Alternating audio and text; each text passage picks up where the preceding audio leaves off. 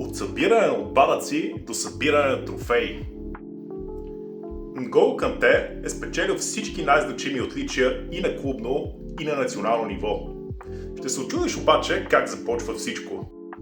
Член на многодетно семейство, когато е едва 11 годишен, той губи баща си. Така ролята му вкъщи се променя. От него вече се очаква да полага повече грижи за другите и да израсне преждевременно. Отговорността обаче не му е чужда. По време на Мондиал 9-8 във Франция, когато той е едва 7 годишен, вече изкарва пари, като събира пластмасови отпадъци от стадиони и фен-зони и ги предава за рециклиране.